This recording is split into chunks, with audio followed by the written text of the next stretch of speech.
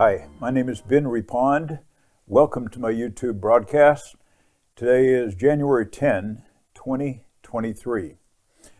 I'm going to play 3 interviews with experts, prominent people in the financial and investing industry.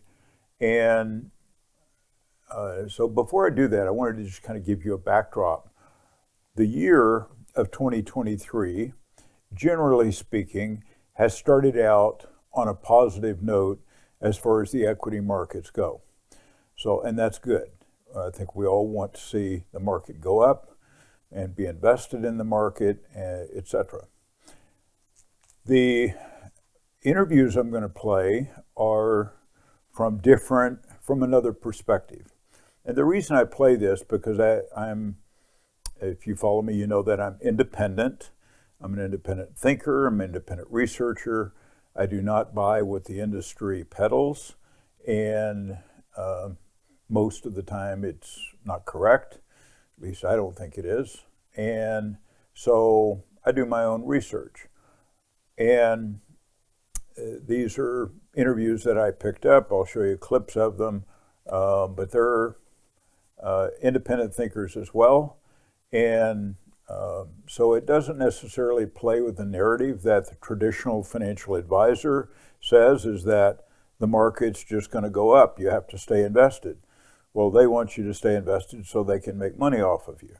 And that's what the industry teaches them to do, is to stay invested. No matter how far down the market goes, and no matter how bad things look, you just always stay invested. And I don't believe that that's the right thing to do. So I'll play these clips now. So as of today, the day I'm recording this, the market, generally speaking, has been in an upward trajectory for the first week or so of the year. So about the first week of the year. A week does not a year make. So we have a lot of year in front of us. And you will find there is a counter voice from these people, and I'll play each one of them. I put on the cover slide the image of Michael Burry. And the reason I put that there is because this kind of relates to a lot of what he's said and the way he thinks. He's obviously very independent, and he was right, but he was early. So he was wrong before he was right. But if you see the movie, it's, you stretch it out for a couple of years. He was incredibly right. So I think a lot has to do with time frame. Okay, the first interview I'm going to play is Jack Otter from Fox Business is interviewing Satori Fund founder Dan Niles. And let me play this clip, and then I'll give you a comment on it. Tech stocks took a beating this year, and some of the world's most valuable companies have seen their stock prices drop dramatically. Should investors take advantage of the deep discounts or wait for more bloodletting? Joining me now, Satori Fund founder Dan Niles. Dan, thanks for coming on the show again, and congrats. You are actually up for the year on what's been a pretty ugly year for tech investors. Thanks, Jack. Yeah, I think the key has been, we came into this year thinking the market would be down at least 20%. We revised that in May to down at least 30 to 50 from peak to trough at some point in 2023. And we've tried to keep that in mind, but also the fact that you get these short covering rallies, and we've seen 7 rallies in the S&P this year that have averaged 9%. You're clearly not up 63% for the year. So I think you have to keep the long term and the short term in mind as you navigate this market. So being nimble is really important. Now, I want to give some context to this. Dan Niles, I give him 100% credit for being smart and for ending 2022 with his fund. It's a hedge fund, the Satori Fund, ending that with a positive gain for 2022. I don't know that I know anyone that has ended 2022 in a positive gain, at least not anyone who did well in other market conditions. But he did, so I give him full credit for that. He did that They did that by shorting the market or having a hedge short against their long positions. That gets a little complicated. But in other words, he bet against the market. And he was right. But during that period of time, I just want to point out how hedge funds work. They usually stay invested. If they believe that the general environment is negative, they're going to stay short all the way through it. What happens along the way, and this happened in 2022, is that there are bear market rallies. The market will rally up. What that means is that people like Dan Niles lost money. In the middle of the year, that happened for about a 2-month period of time. The market rallied up and then it eventually collapsed. But during that rally, they went underwater while everybody else was doing some kind of recovery. And so it's a very rough ride. But being able to see to the end of the year and longer term, and he's even short right now, longer term, that he believes he's right. He has been right this year, but it takes a little longer view for that position to be correctly supported. So I just wanted to point out that. This also brings me back to Michael Burry, because that was very similar to what Michael Burry did, is that he started in, I think he was really, his research and his positions really were started around, as I recall, around 2005 or so. And so he endured, and the market went up. He was short the market. The market went up for 2005 and 2006 and part of 2007. So he endured quite a bit of pain, lost a lot of customers. He'd go back to his books, do his research, as you can tell from the movie, and was absolutely convinced that he was correct. He said that the data doesn't lie. This has got to go down, and then he was vindicated. And beginning in late 2007, the market started its way down, particularly in the areas that he was focused on, which was housing and banking. And so that may be like, Dan Niles or other hedge fund managers. They have to endure a lot of pain in order to eventually be right. It's kind of a rough way to go, I think. But so I wanted to give that context to it. He points out that their research at Satori tells them that the market is likely to fall 30 to 50% from last January. So that's probably, roughly speaking, 25% from here. So maybe a little more than that or a little less than that, but around 25%. And this is not something that you're going to hear from the traditional financial advisors or sometimes even from the financial press. So the financial press also is kind of invested in the idea of you being invested. So back to the interview with Dan Niles. I want to get deeper into tech, but first, let's pull back the lens, and I want to hear your view on the broader market. For all of the many variables that determine market action, when stock prices go up, one of two things has to happen. Either investors decide that a company's earnings are going to be higher than expected, or they pay a higher valuation on those earnings. But unfortunately, the same dynamic plays out in reverse, and that's what you see happening in 2023. Absolutely. So the two mantras I've stuck with all year have been, don't fight the Fed, which that impacts multiples, and don't fight the fundamentals in the sense that earnings are going to go down. So if you break that into two pieces, over the last 70 years, when CPI, a measure of inflation, has been above 3%, the trailing PE for the market is 15 times. The second thing is, during a recession, earnings typically go down about 20% from their peak levels. They peaked out about 250 on the S&P back in July. I think they'll go to about 200. So you take 200 times a 15 multiple, you get to about 3,000 on the S&P. And that's kind of our single point target as we look at where we think the market bottoms next year. And I think Q1 earnings guidance, when companies give that, and for the full year 23, is just going to be absolutely ugly. And I think Q1 is going to be pretty rough for the market. And that's about a 25% drop from where we are now. I do want to ask you about tech. And it's funny, companies that a lot of people think of as technology companies are really just getting all their revenue from advertising. And we are definitely in an advertising recession. Can you speak to that? No, absolutely. And you bring up a really good point where if you look at online advertising back in the last recession, back in 08, 09, that was about 12% of the total ad market. Now, online advertising is about 2/3 of the total ad market. So a company like Google, whose obviously revenues are up 10x since then, they're not going to escape if you go into an advertising recession. And in addition to that, you've got both Walt Disney and Netflix launching ad-supported tiers in the fourth quarter. They'll be ramping those, so you'll have a full quarter of impact in March. And I think you're going to really start to see it hit people like Google as you get into 2023 and other people that count on online advertising, because there's not many brands in the world better than Disney. So if you want to advertise, that's a good place to go. And obviously Netflix has an incredibly large audience at over 200 million viewers. So that's going to come out of somebody's hide, and that's something you need to remember. Another area that has been wonderful up until maybe this year was cloud services. I think the market thought that the demand for cloud services would never go down, but you think that that might actually shrink a bit?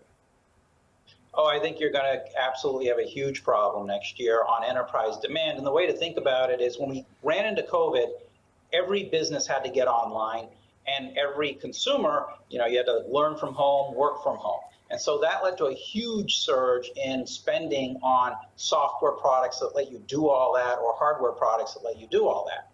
Then you fast forward 3 years, and so what are we all doing? I've gone to movies, I've gone to restaurants, I'm going on vacation, et cetera, which means you're not using these products, and companies, especially high-tech companies, are laying off people. So when you see guidance for 2023, when these guys all report their fourth quarters, they're going to be working to account, well, I don't need to support as many employees, so I need less cloud services or things that count on consumption.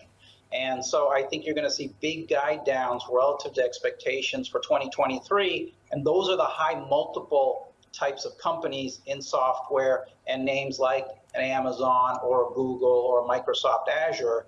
Those are names that we think are going to have pretty rough beginnings of the year as people have to reset what their expectations are for growth.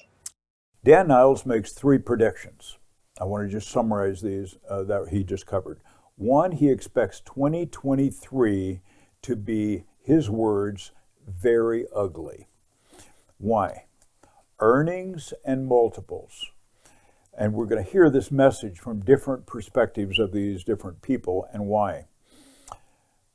The multiples in stocks have been very elevated, and he believes that, of course, we're in a recession, that we're going to experience a drop in earnings from down to the S&P earnings collectively down to about 200, and that's a drop of about 20% from where they were. They were around 250.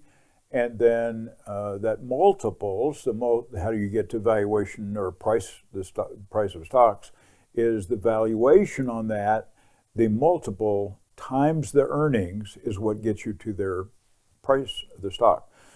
And the multiples come down to about 15 on average during recessionary periods. And so when you multiply 15 times 200, you get to a number that he quotes as about the S&P being about 3,000, which tells you that we've got, let's just say, use round numbers and say about a 25% more drop from here. The second prediction that he makes is that ad revenue is going to shrink dramatically.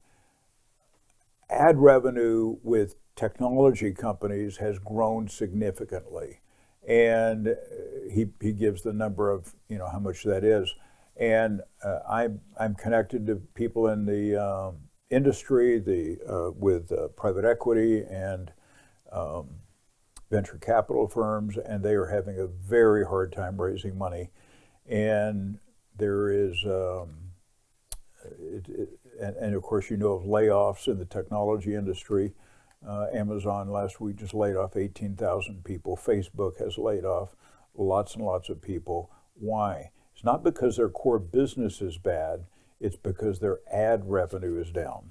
And so they're trying to adjust for that. And then the third area is that he expects the demand, this is interesting, he expects the demand for cloud services to shrink. When have you ever heard that? That's interesting. And this will impact Microsoft, Amazon, and Google, and others, but directly more of those three who provide services through the cloud. The next interview that I want to show is with CNBC's Scott Wapner interviewing Joe Terranova. And I showed a piece from him a couple of weeks ago, and he sort of makes the same case that Dan Niles is making, is that earnings are going to be reported, and they are going to fall short of expectations. And of course, Dan Niles went on to talk about the multiple, but it is going to be a lot about earnings this year. And he believes there will be terrible earnings that are reported, and the forward-looking guidance, the comments that go with the earnings, will also be quite negative. And there will be an impact on ad revenue.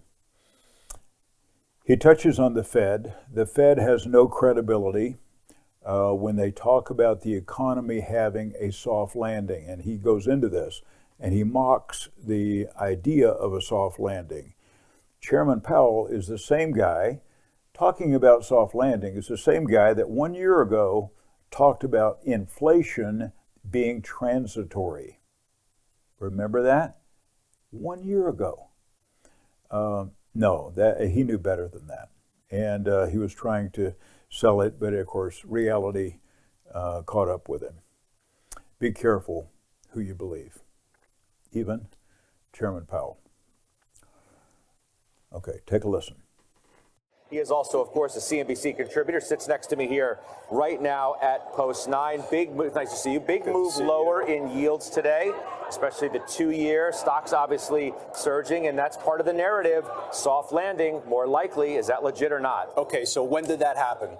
Let's remember something. At 9:45 this morning, the market was basically unchanged. When yields broke down, 10-year went from 372 down to 355, was when the services figure came out. Which was weak. Which was weak. It went into contraction territory. I understand there's weather issues, but you're below 50 at 49.6. That's the lowest level since May of 2020. It's signaling weaknesses in the economy. All right, so let's tackle the soft landing premise for a second. Soft landing? Really? NASDAQ down 30%, high yield down 15%, investment grade down 11% in 2022, municipal bonds down 8%, emerging markets down 22%, mega caps down in excess of 35-40%. That's a soft landing? I don't know. That doesn't sound like a soft landing to me. How about REITs down 29%?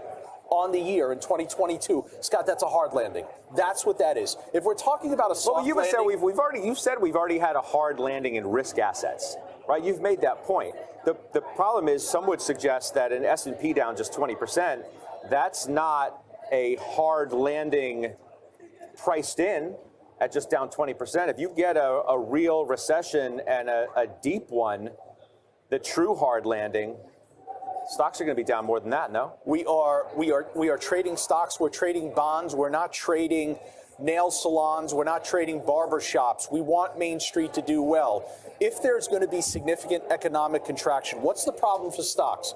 The problem for stocks is earnings. Exactly. So for anyone to come out and to assert today that they know that this is going to be a soft landing for the economy or a hard landing without knowing what the earnings are going to be in the next several weeks, I think that's a foolish assertion. That is in part why Citi today downgraded U.S. equities to underweight. They're like, okay, the good news, all right, rates have peaked, inflation has obviously peaked, the wages number, which came out after this report had come out, is all great. The problem, they say, is that earnings are still going to suffer because of what the Fed's already done. Maria Bartiromo next interviews Stephanie Pomboy from New York. She's the CEO of Macro Mavens. Her company does research for the institutional side of the investment industry. Among her institutional clients are BlackRock and Fidelity. So they pay her for her research. They pay her for her opinion. And the only reason they pay her and obtain her research is that she has a track record of being correct. Her insights are spot on, and of course they get research from lots of sources, but they like what she does.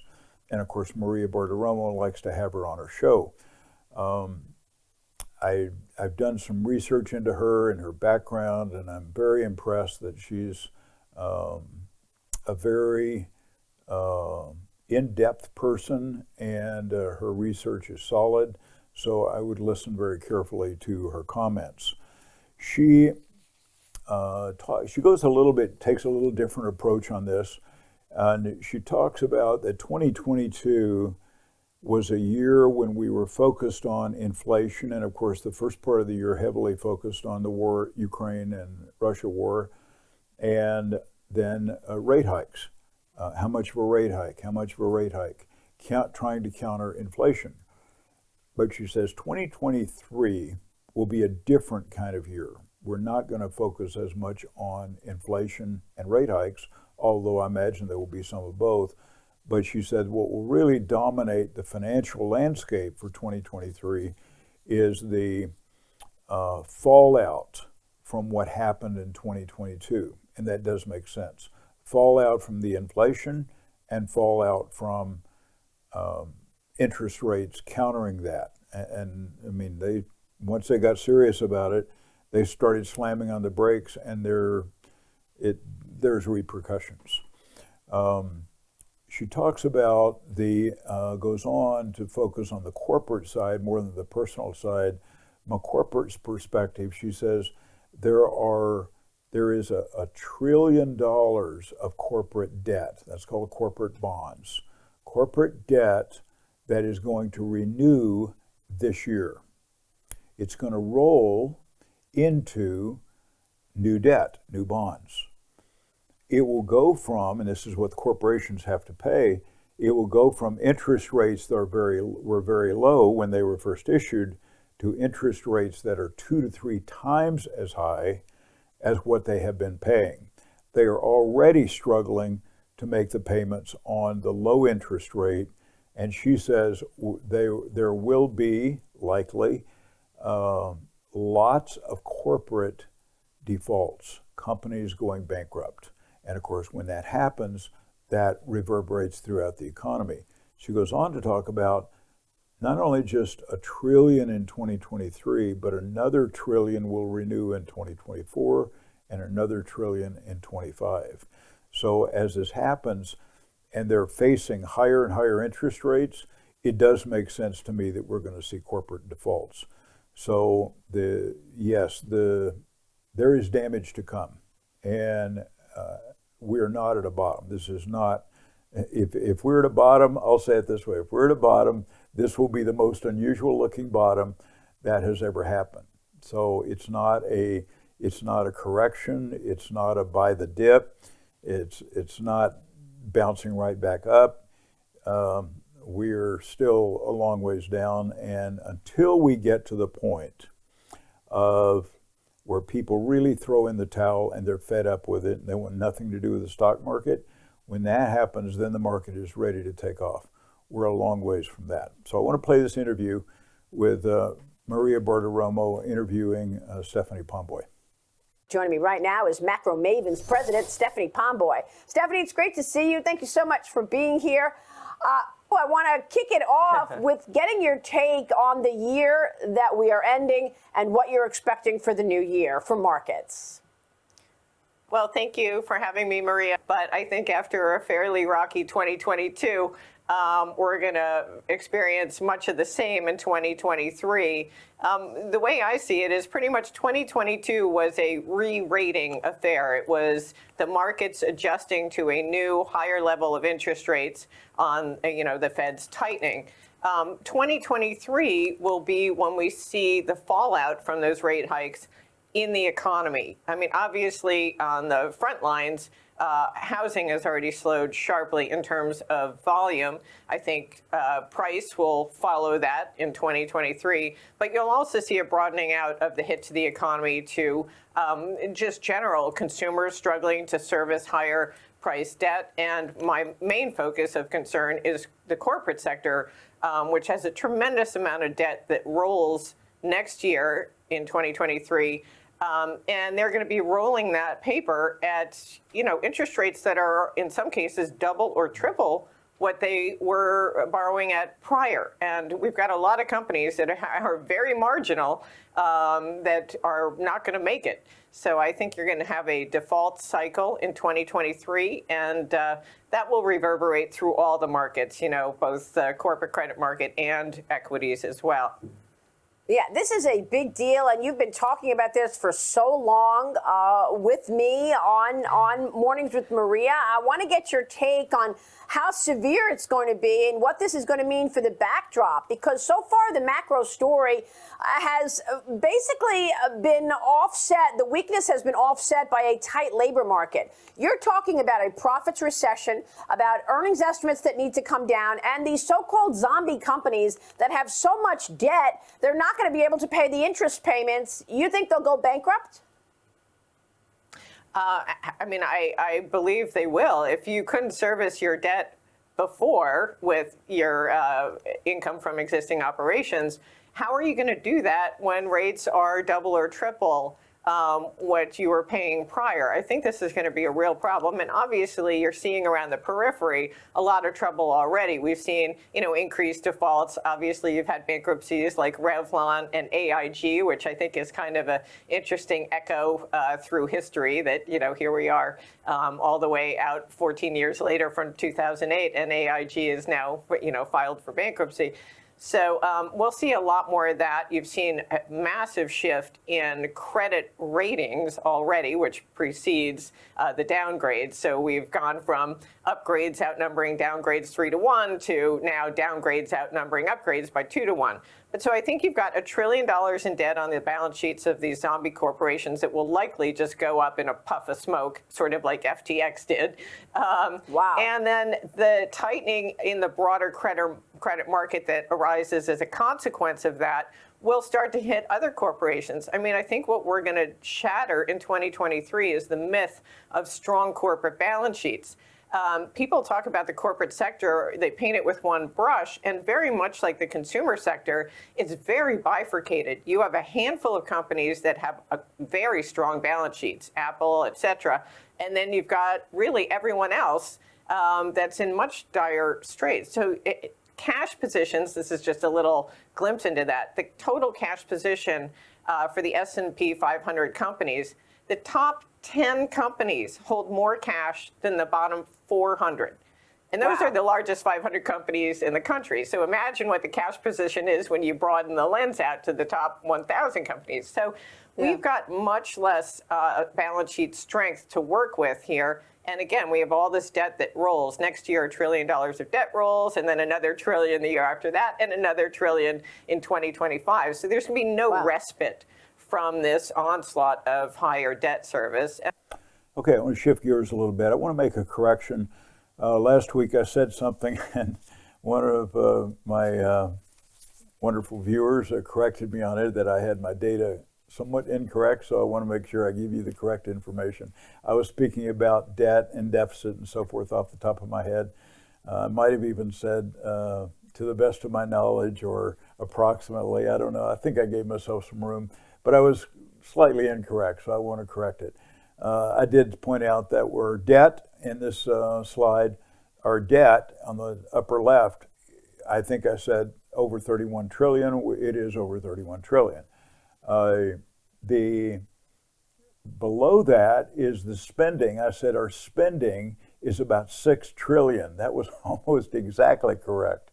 But over on the right in the pink box, this is the error I made.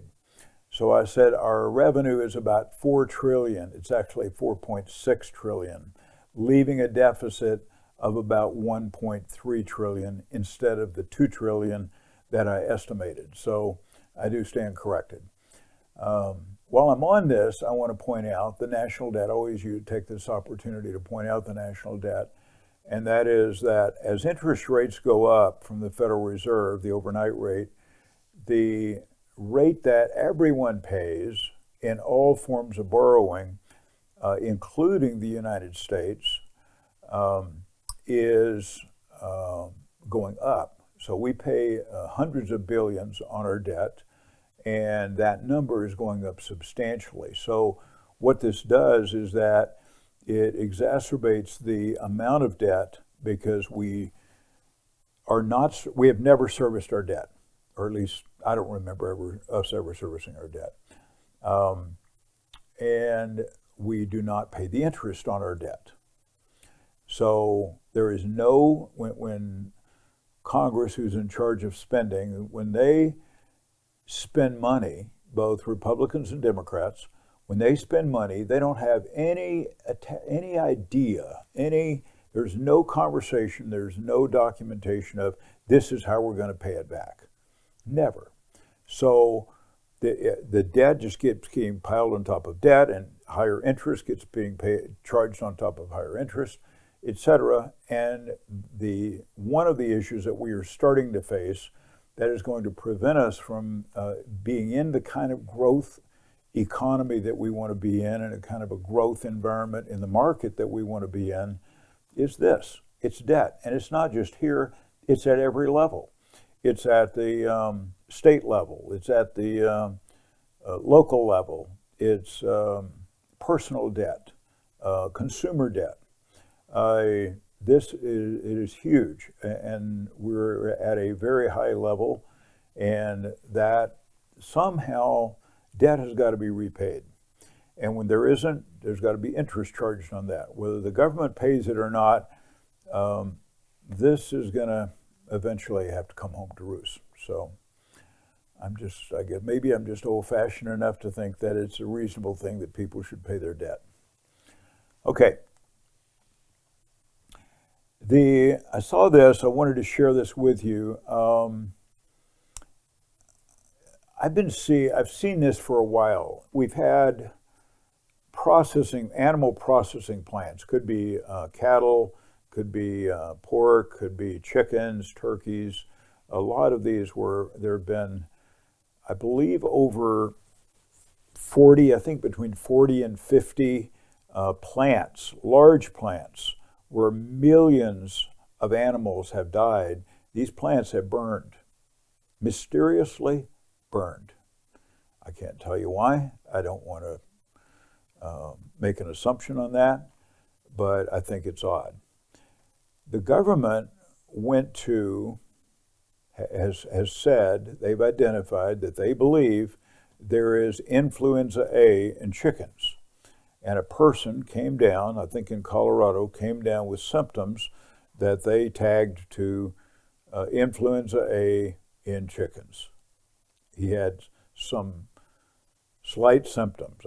It didn't sound very dramatic to me, but they tagged it to chickens, so they have ordered millions and millions of chickens to be killed. This particular farm was in Iowa, and the owner is Jack Taylor. Who Jack Taylor is, he's a multi-billionaire who is the owner of the Minnesota Timberwolves. And I don't know what kind of deal he made with the government, but it seemed like the killing of the chickens and laying off of the workers did not cause him any difficulty. And how they did it was they turned off the ventilation fans and allowed the chickens to suffocate. That doesn't seem right to me. And this is all being directed by the government. And the source of this, what was interesting, is that this was not picked up by the U.S. press. I don't know why. It was picked up by The Guardian from England. They wrote a nice story on it. But I don't know. I'm enough of a skeptic and an independent thinker. I look at that and go, something's wrong with this thing. I just don't quite follow it. So But anyway, that's what's going on, and it's not just this one, it's many chicken farms. So how this came up was, I started doing research on it.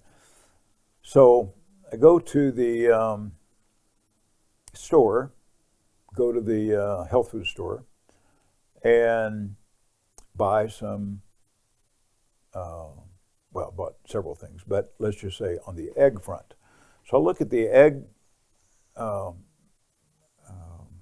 compartments in the health food store, refrigerated units, and they're about 4 feet wide and about 6 feet tall, maybe 4 feet deep. They're big, commercial refrigeration units. So you look in there, there's 6 of them that are about 4 feet wide. That's a long stretch for eggs, different kinds of eggs.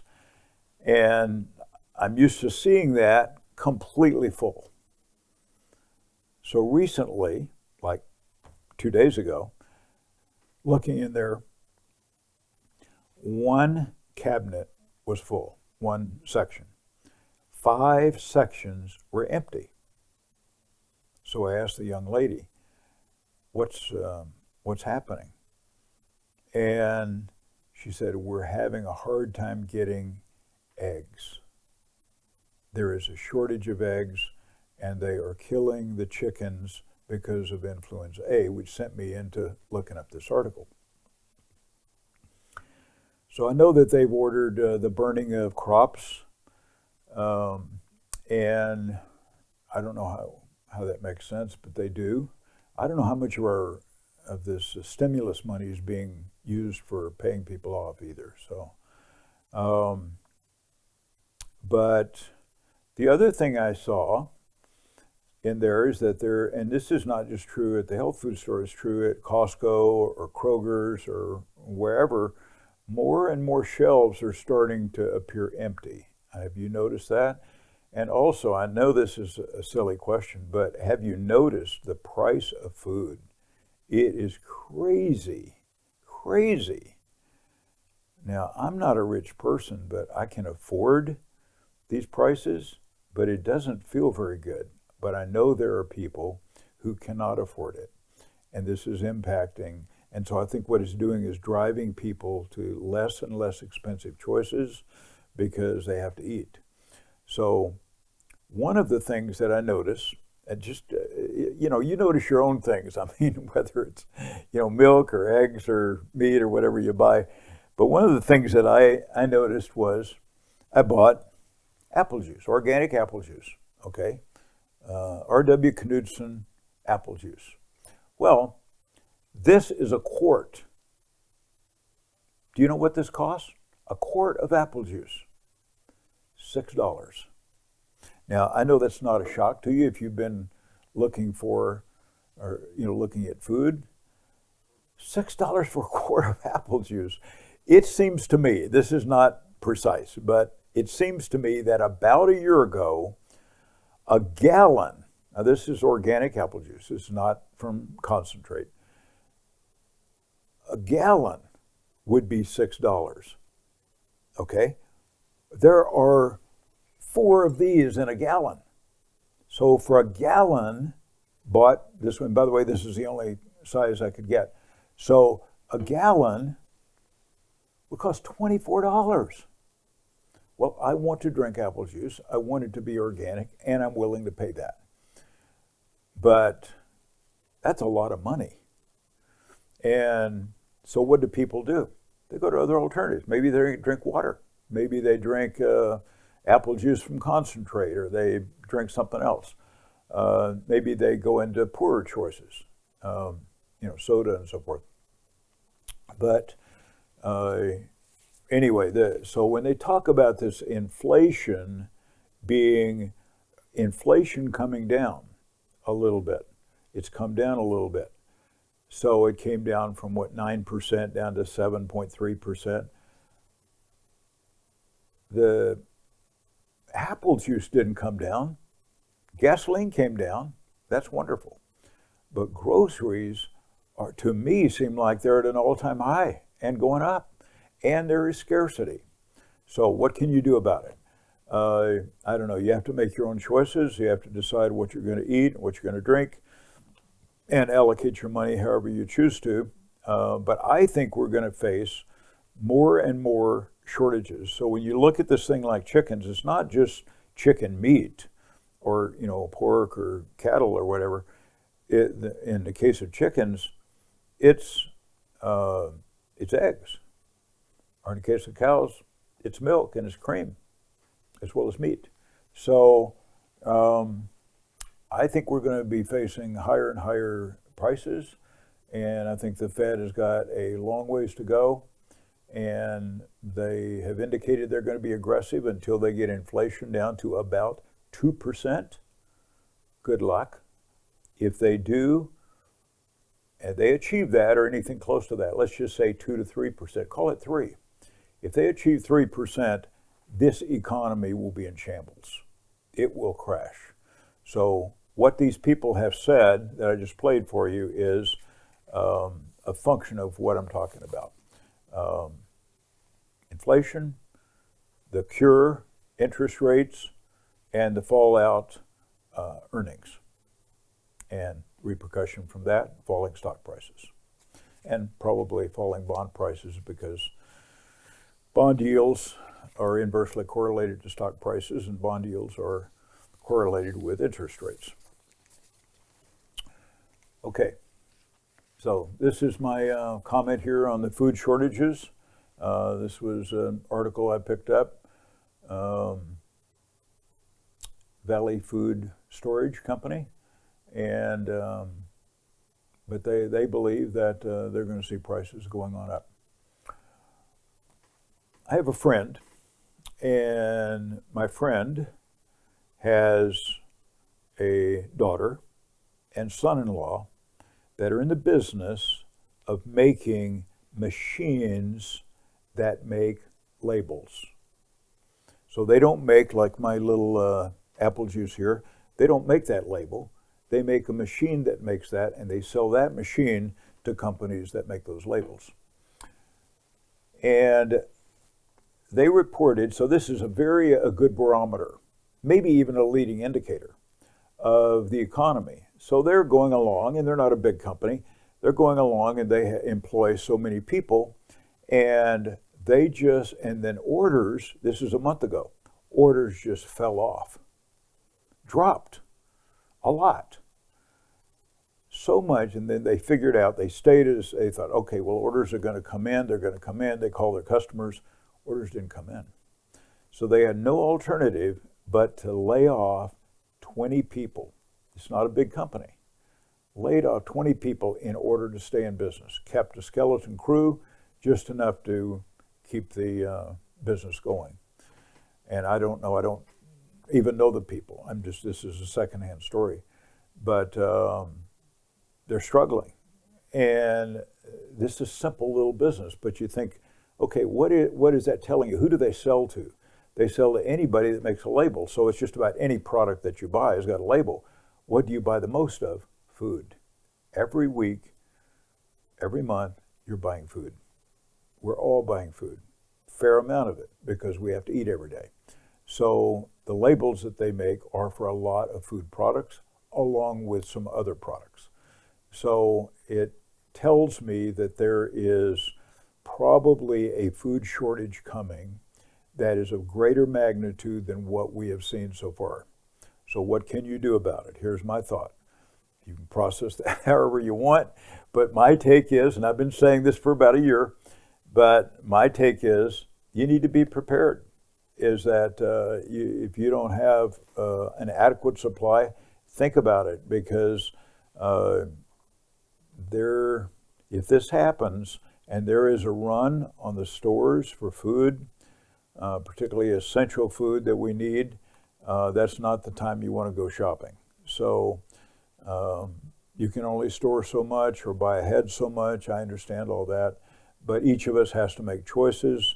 And with what I'm seeing that there are food shortages, whether it's related to eggs or related to apple juice or related to labels, whatever. I think this is kind of the tip of the iceberg that I can see this is coming.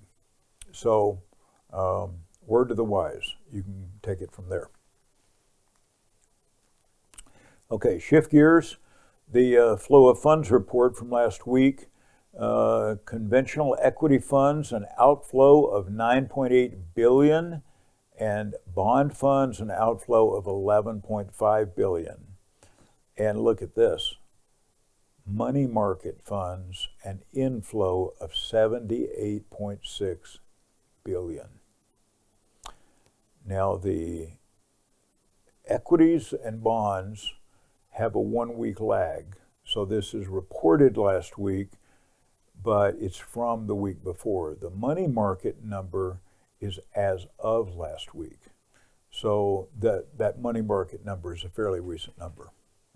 It's X number of days old.